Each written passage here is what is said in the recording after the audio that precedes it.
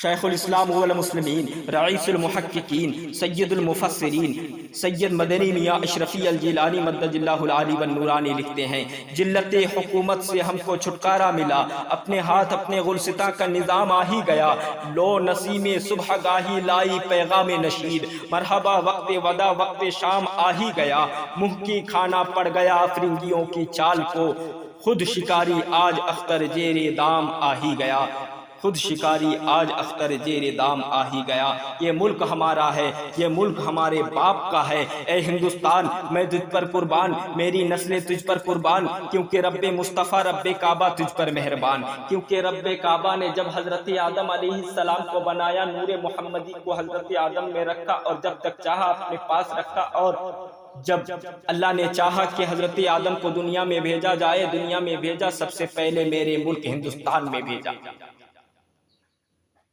हजरत आदम अकेला नहीं थे बल्कि नूरे मोहम्मदी साथ।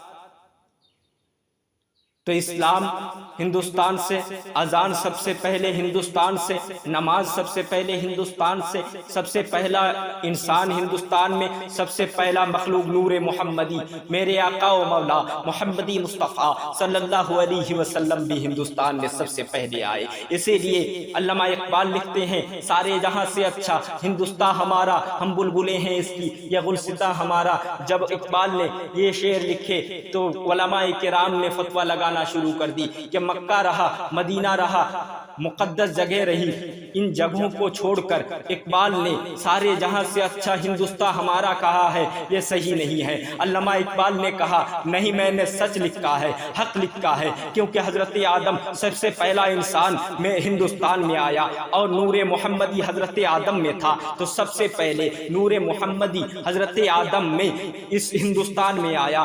तो पता चला कि सबसे, इसीलिए मैं इकबाल इसीलिए ये लिखा है, सारे जहां से अच्छा हिंदुस्तान हमारा, हम बुलबुलें हैं इसकी, यह गुलसिता हमारा।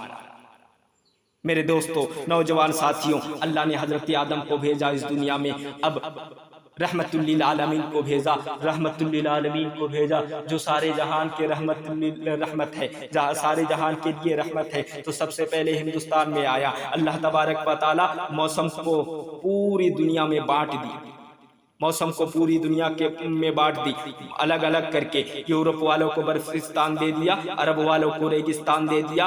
अल्लाह ने वायुमंडल को एक एक करके बांटना शुरू कर दी, किसी को बर्फिस्तान बना दिया, पहाड़िस्तान बना दिया, रेगिस्तान बना दिया, जंगलिस्तान बना दिया। कहीं पानी इतना बरसा कि कोई नहीं तरसा, और कहीं पानी बरसा नहीं, सब बरसने लगे, सब तरसने लगे, पानी की एक एक बूंद के लिए मरने लगे।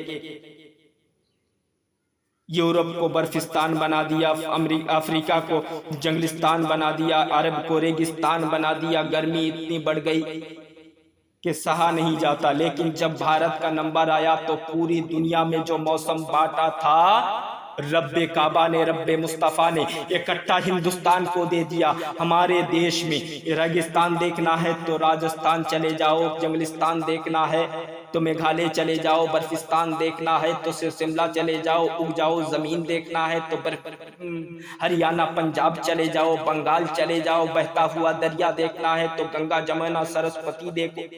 रेगिस्तान यहाँ, जंगलिस्तान जंगलों की कतारें यहाँ, पहाड़ों की लाइनें यहाँ, और पहाड़ के लाइनें देखनी है तो मध्य प्रदेश बम्बई चले जाओ। अल्लाह ने जो नेमतें दुनिया में बांट कर दिया था वो सब इकट्ठा हिंदुस्तान में दे दिया। हम क्यों ना कहें, सारे जहां से अच्छा हिंदुस्तान हमारा, हम बुलबुलें हैं इसकी, ये गुलसिता हमारा।